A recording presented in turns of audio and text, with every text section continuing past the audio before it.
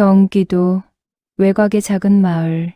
67세 김영자님은 평생을 가족을 위해 살아온 분이었습니다.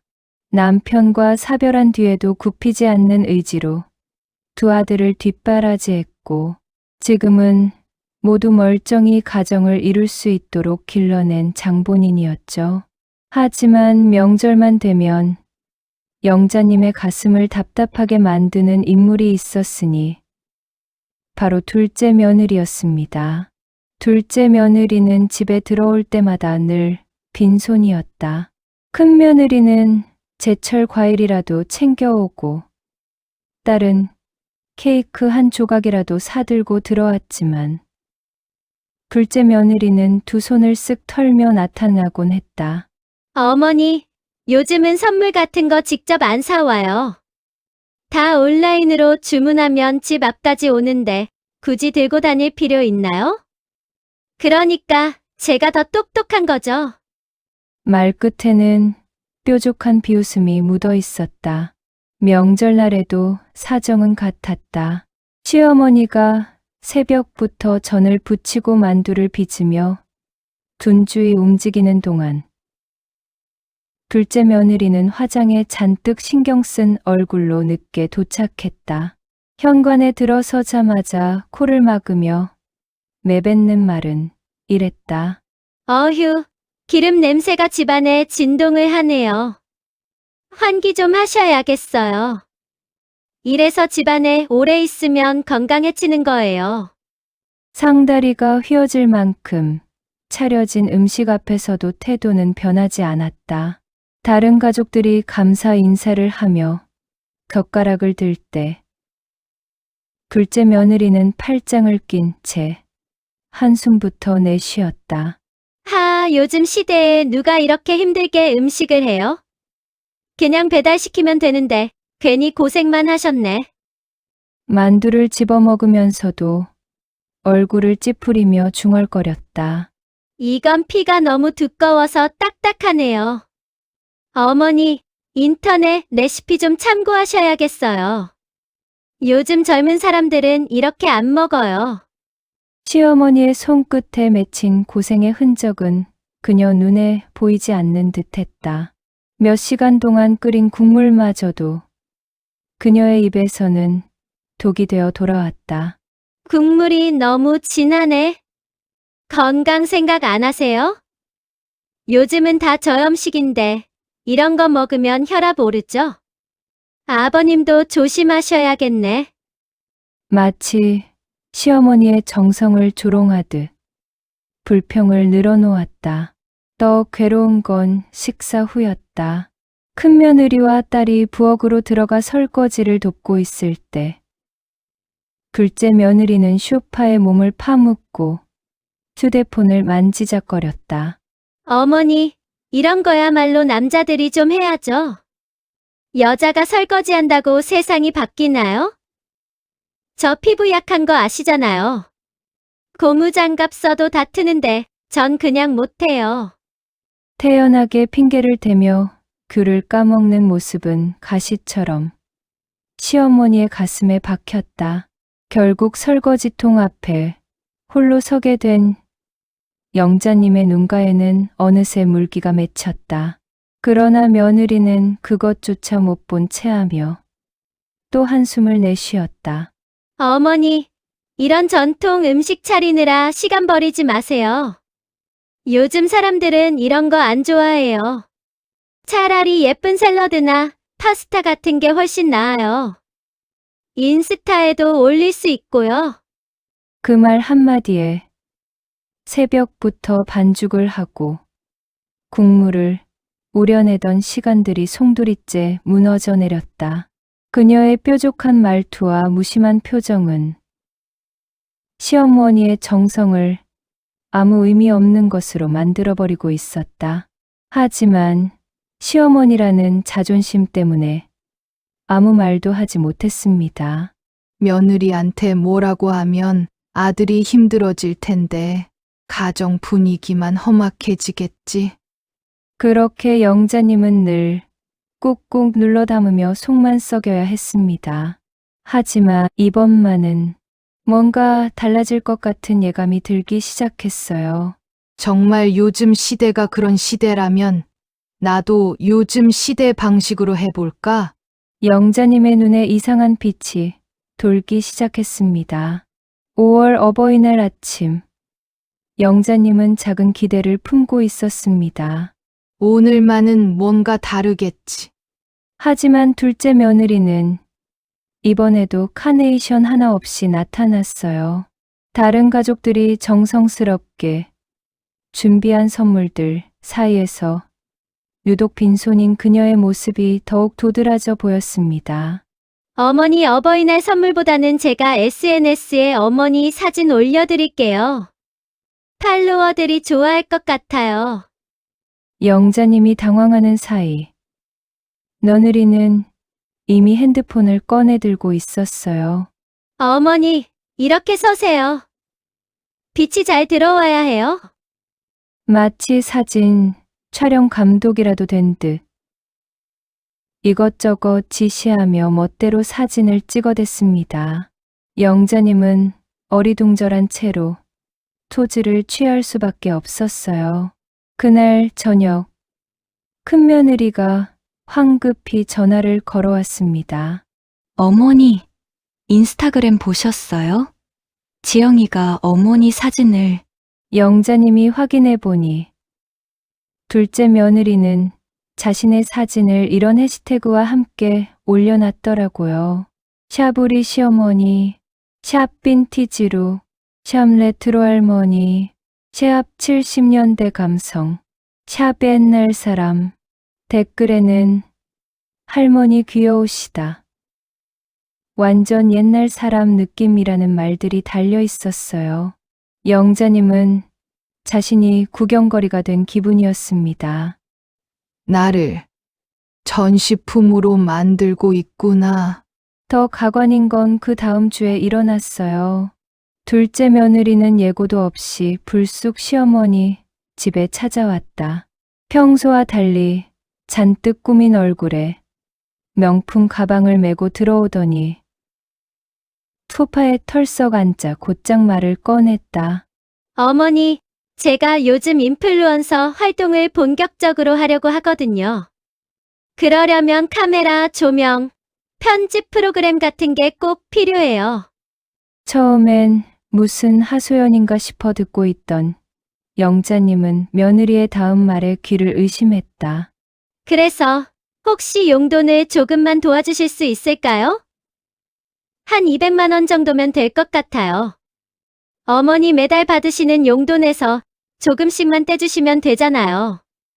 영자님의 얼굴이 굳었다. 자신도 빠듯한 형편의 남을 도와줄 처지가 아니라는 말을 조심스레 꺼내자 며느리의 표정은 금세 싸늘하게 변했다. 아니, 어머니는 진짜 구시대적인 생각만 하고 계시네요. 젊은 사람들의 꿈은 응원도 안 해주시고, 요즘 부모님들은 자식이나 며느리 사업 시작할 때 다 도와주는데, 어머니만 이렇게 막무가내로 거절하시네요. 순간 집 안의 공기가 싸늘해졌다.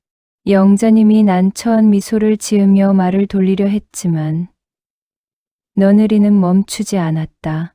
솔직히 어머니가 저한테 해주신 게 뭐가 있어요? 명절에 음식 차려놓으시지만 그건 다 본인 고집 아닌가요? 차라리 그 돈과 정성을 저 같은 젊은 사람의 미래에 투자하시면 얼마나 좋아요. 눈빛은 싸늘했고 말투는 가시가 박힌 듯했다. 영자님이 억지로 웃으며 미안하다. 내가 감당하기 힘들다.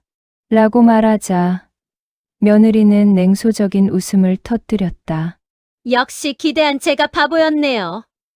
다른 시어머니들은 며느리들 해외 유학 보내주고 사업 시작할 때도 자금 대주고 그런다던데. 우리 집은 그런 걸 전혀 못 느끼겠네요. 그러니 집안이 이 모양 이 꼴이죠. 그 말은 마치 칼날처럼 영자님의 가슴을 파고들었다. 자신이 평생 아끼고 모아온 노후 자금을 언급하며 손을 벌리는 것도 서운했는데 마지막엔 가족까지 모욕하는 말을 들으니 손끝이 떨렸다. 하지만 며느리는 개의치 않았다. 오히려 휴대폰을 꺼내 들며 콧방귀를 뀌었다. 어머니가 도와주실 마음이 없으시다니 어쩔 수 없죠. 저는 알아서 할 테니까 나중에 제가 성공하면 어머니는 저한테 뭐 해달라는 소리 절대 하지 마세요. 그땐 제가 모른 척 할 거예요. 그녀는 마지막까지 싸늘한 말을 던지고 현관문을 쾅 닫으며 나가버렸다. 남겨진 건 깊은 상처와 허탈한 한숨뿐이었다. 그 순간 영자님 속에서 뭔가 툭 끊어지는 소리가 들렸습니다.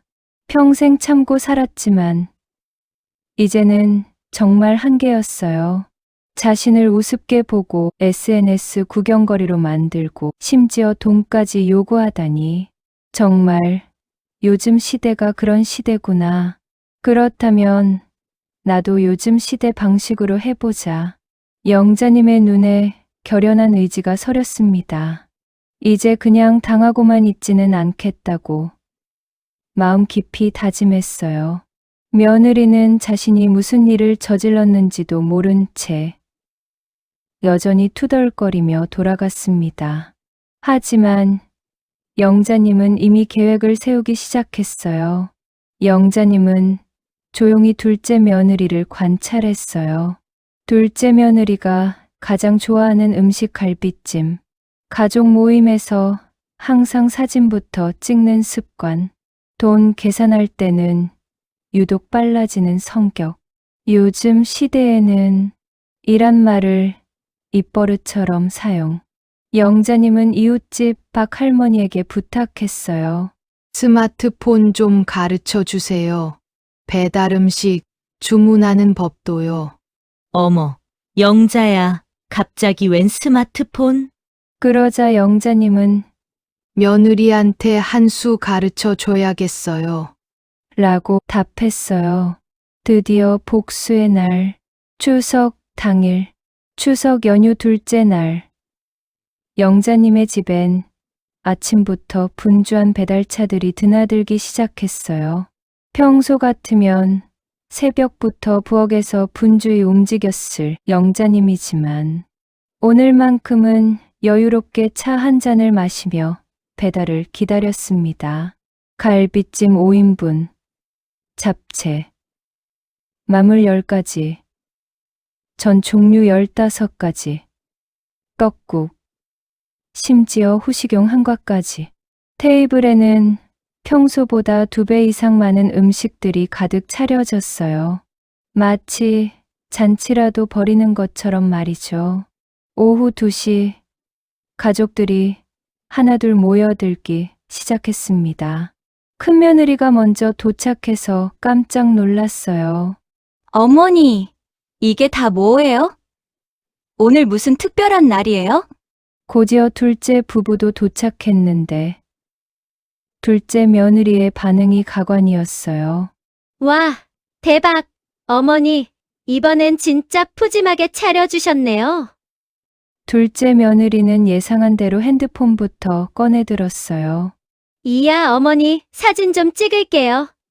인스타에 올려야죠. 특히 갈비찜을 보자마자 눈이 휘둥그레졌습니다.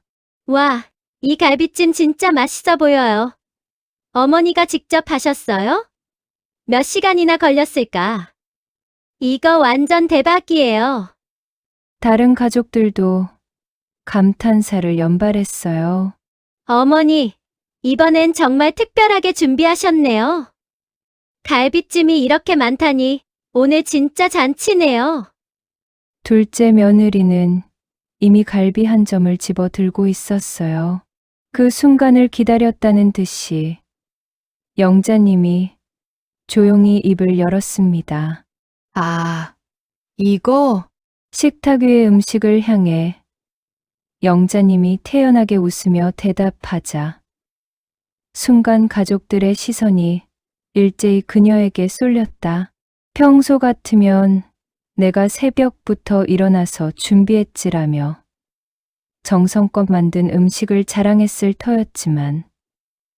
오늘은 달랐다. 영자님은 젓가락을 내려놓고 일부러 천천히 말을 이었다. 인터넷으로 주문한 거야. 네?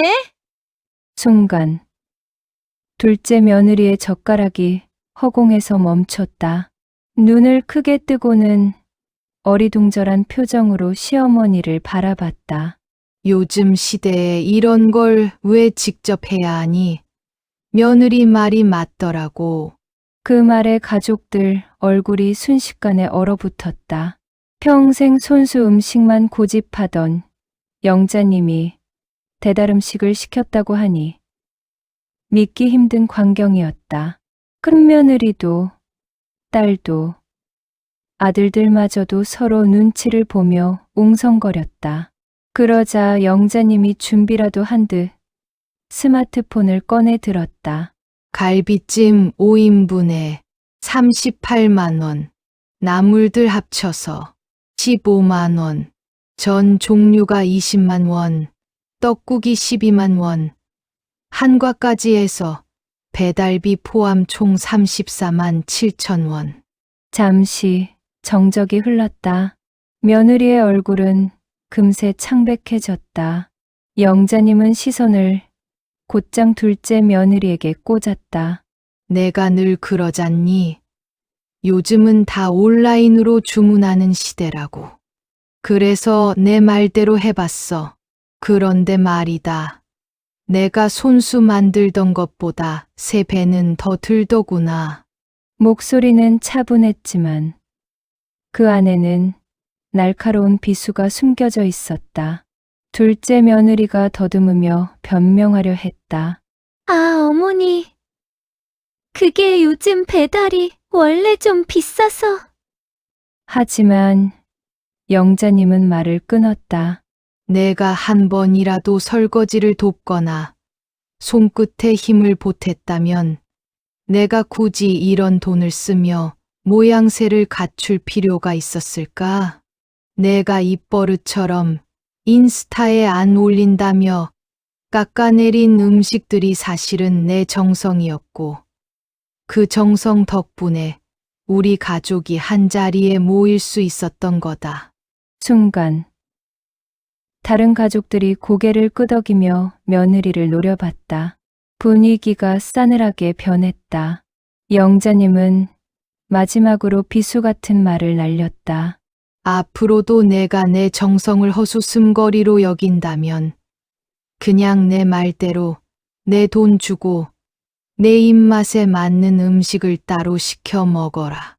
나는 더 이상 내 입에 맞추려고 내 손을 갈라가며 일하지 않을 테니. 둘째 며느리의 얼굴은 벌겋게 달아올랐다. 식탁 위 음식은 그대로인데 그 누구도 젓가락을 들지 못했다.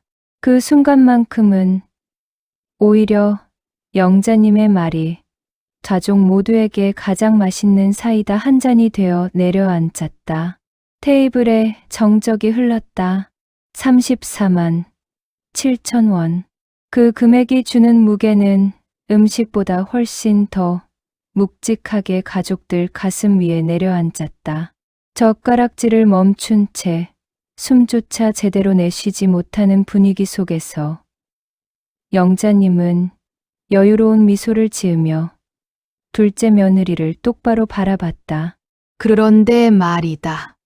영자님은 일부러 목소리를 낮추고 천천히 며느리를 향해 말을 이었다.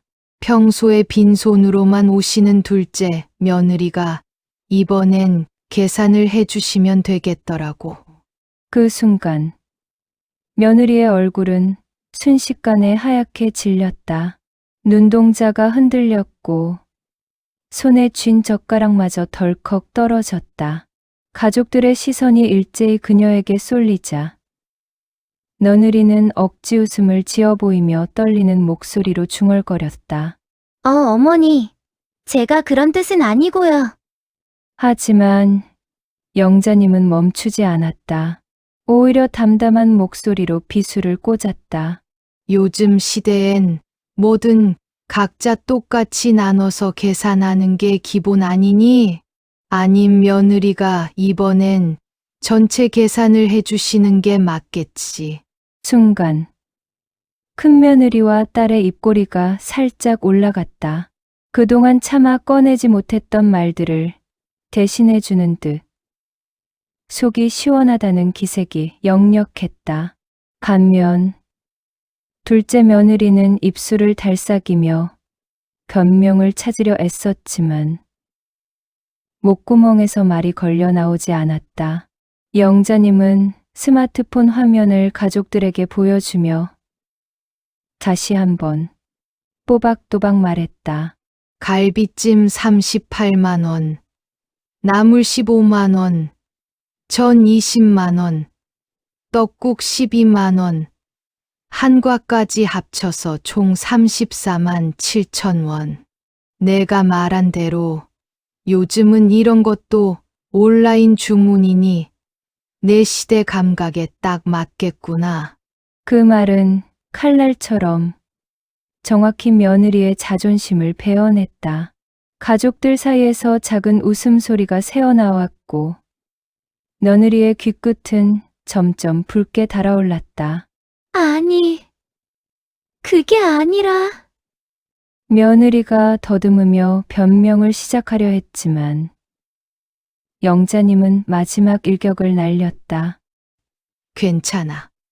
오늘은 네가 전체 계산하면 돼. 그렇게 해서라도 내가 한 번쯤은 이 가족을 위해 무언가를 내놓는 모습을 보여주면 좋을 테니. 더 이상 피할 구멍이 없었다. 며느리는 결국 입을 다문 채 고개를 떨구었다. 그 순간 가족들 사이에 켜켜이 쌓였던 답답함이 눈 녹듯 사라졌다. 정적 뒤에 찾아온 건 영자님의 조용하지만 날카로운 복수였다. 그리고 그 한마디로 몇 년간 눌려있던 시어머니의 서운함은 통쾌하게 갚아졌다. 며느리의 얼굴은 이미 사과빛을 넘어 자주색으로 변해가고 있었다. 눈동자가 흔들리고 손가락은 젓가락을 만지작거리며 떨고 있었다. 결국 그녀는 더듬거리며 변명을 꺼냈다. 아니. 그게 저는 오늘 카드를 안 가져와서. 그러자 영자님은 마치 이 순간을 기다리기라도 한 듯 차분한 미소를 지었다.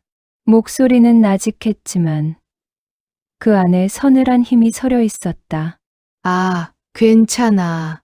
요즘 시대잖니? 계좌이체도 되더라. 스마트폰으로 단 10초면 끝나는 일이야. 내가 늘 강조하던 스마트한 시대 방식이지 않니? 순간 식탁 위에 앉아있던 큰며느리가 못 참겠다는 듯 입을 열었다. 그동안 꼭 참고 있던 말이 터져 나온 것이다. 지영아, 평소에 어머니한테 어떻게 했는지 우리 가족들 다 알고 있어. 명절마다 빈손으로 오고 어머니 음식 앞에서 투덜대고 설거지 한 번 도운 적 없잖아. 이번엔 네가 계산하는 게 맞는 것 같아. 말이 끝나자마자 식탁 위의 공기는 확 달라졌다. 가족들의 시선은 모두 둘째 며느리에게 쏠렸다. 이제 더는 숨을 곳조차 없었다. 둘째 아들, 즉 며느리의 남편마저 고개를 숙이며 어렵게 말을 꺼냈다. 여보, 그냥 계산해. 나도 솔직히 부끄럽다. 어머니가 평소에 얼마나 힘드셨는데 오늘만큼은 당신이 책임지는 게 맞아. 그 말에 며느리의 눈은 크게 흔들렸다. 의지할 마지막 동아줄조차 끊어진 순간이었다. 영자님은 여전히 흔들림 없는 목소리로 마지막 비수를 날렸다. 지영아, 네가 항상 말했잖니? 요즘 시대엔 효도도 방식이 바뀌어야 한다고. 그래, 맞아. 나도 너처럼 시대에 맞추려 한다.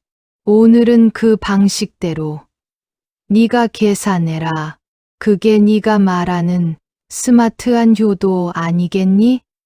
멍하니 앉아있던 며느리는 얼굴을 붉힌 채 결국 스마트폰을 꺼내들 수밖에 없었다. 가족들 앞에서 더는 빠져나갈 길이 없었으니까. 식탁 위에는 아직도 음식이 가득했지만 그날 가장 짜릿했던 건 음식의 맛이 아니라 시어머니의 차분한 복수였다. 그 순간 가족 모두가 느꼈다. 몇 년간 눌려있던 서운함이 단번에 사이다처럼 터져나왔다는 것을. 결국 둘째 며느리는 떨리는 손으로 핸드폰을 꺼내 들었다. 화면에 찍힌 금액은 34만 7천 원. 그녀의 한 달 용돈이 한 번에 날아가는 순간이었다. 손끝이 바들바들 떨렸지만 가족들의 따가운 시선 앞에서 더는 물러설 수 없었다. 계좌번호 알려주세요. 작게 내뱉는 목소리는 거의 울먹임에 가까웠다. 영자님은 기다렸다는 듯 미리 준비해둔 계좌번호를 또박또박 불러주었다. 잠시 뒤 며느리의 손끝에서 마지막 터치가 이루어지자 식탁 위에 명료한 핸드폰 알림음이 울려 퍼졌다. 띠링. 그 소리에 식탁 분위기는 완전히 뒤집혔다. 영자님은 잔잔히 웃으며 말했다. 아이고, 고마워요. 이제야 며느리 구실을 하는 것 같네요. 며느리의 얼굴은 이미 울상으로 굳어 있었지만 영자님의 사이다 같은 한 방은 거기서 끝나지 않았다. 아, 참. 영자님은 일부러 며느리를 똑바로 바라보며 말을 이었다. 앞으로도 이렇게 주문해서 먹을 거니까 다음에 올 땐 빈손 말고 뭐라도 들고 오세요. 요즘 시대에 빈손으로 오는 며느리가 어디 있어요? 그 말에 큰며느리와 딸이 동시에 웃음을 터뜨렸고 아들들까지 고개를 끄덕이며 속이 다 시원하다는 표정을 지었다. 하지만 결정타는 아직 남아 있었다. 영자님은 천천히 스마트폰을 꺼내 들며 시크하게 말했다. 아, 그리고 내가 요즘 SNS를 배우거든. 오늘 이 모습 인스타에 올려도 될까? 순간 며느리의 눈이 커다랗게 흔들렸다. 그러나 영자님은 아랑곳하지 않고 이미 글을 쓰는 듯 손가락을 움직였다. 해시태그는 이렇게 달 거야. 샵 요즘 시대 며느리, 샵 34만 7천 원 계산, 샵 빈손에 놓. 순간 터져나온 웃음소리에 며느리의 얼굴은 사과빛을 넘어 자주색으로 달아올랐다. 말문이 막힌 채 입술만 파르르 떨렸다. 그날의 식탁 위. 음식보다 더 짜릿하게 가족들의 속을 시원하게 해준 건 다름 아닌 영자님의 복수였다. 오랜 세월 쌓인 서운함이 단번에 풀려나간 순간이었다. 며느리는 더 이상 아무 말도 할 수 없었다. 평소 자신이 무심코 내뱉던 말들이 부메랑처럼 고스란히 자신에게 돌아온 순간이었다. 그 자리에서 무너져 내린 건 단순한 체면이 아니었다. 가족들 앞에서 누적된 모든 오만과 무례가 한꺼번에 드러나 버린 것이다. 그날 이후 그녀에게는 눈에 띄는 변화가 일어나기 시작했다. 첫 번째 변화는 선물이었다. 늘 빈손으로만 오던 그녀가 다음 모임에는 커다란 쇼핑백을 두 손 가득 들고 나타났다. 과일 세트, 한과 와인까지 과할 만큼 준비해 온 모습에 가족들은 눈을 크게 떴다. 아니, 지영이가 이런 걸? 모두가 놀라워했지만 영자님은 그저 미소만 지을 뿐이었다. 두 번째 변화는 말투였다. 예전 같으면 입버릇처럼 요즘 시대에는요라며 꼬집듯 내뱉곤 했는데 그 표현이 자취를 감췄다. 대신 어머니, 이렇게 하시는 게 더 나을까요? 가며 조심스레 묻는 태도로 바뀌었다. 작은 한마디가 달라졌을 뿐인데 분위기는 확연히 달라졌다. 세 번째 변화는 명절 음식 준비였다. 그 전에는 소파에 앉아 팔짱만 끼던 그녀가 어느새 앞치마를 두르고 부엌으로 들어와 재료를 씻고 나물을 무치기 시작했다. 설거지를 도맡으며 어머니, 제가 할게요. 이제 그만 앉아 계세요. 라는 말까지 흘러나왔다. 큰며느리조차 놀라움에 눈을 마주쳤다. 네 번째 변화는 SNS 사용이었다. 예전엔 눈치 없이 음식 사진이나 가족 모습을 몰래 찍어 올리곤 했지만 이제는 아예 휴대폰을 꺼내지 않았다. 이런 건 기록보다 추억으로 남겨야 해요라며 오히려 스스로 제동을 걸었다. 마지막 다섯 번째 변화는 태도였다. 음식 앞에서 한숨 쉬던 버릇이 사라진 것이다.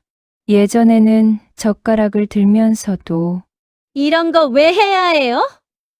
라던 그녀가 이제는 진심 어린 미소와 함께 어머니, 정말 맛있어요. 정성이 느껴져요.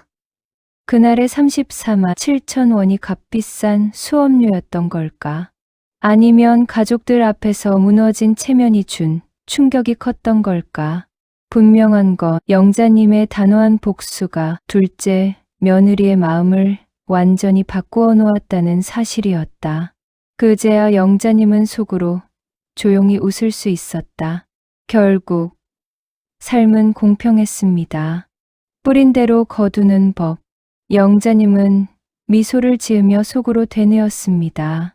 나도 이제야 참된 평화를 찾았구나. 여러분의 생각은 어떤가요? 영자님의 통쾌한 복수. 속이 시원하셨나요? 재밌으셨다면 좋아요. 댓글로 여러분의 경험담도 들려주세요. 구독하고 다음 이야기도 기대해 주세요.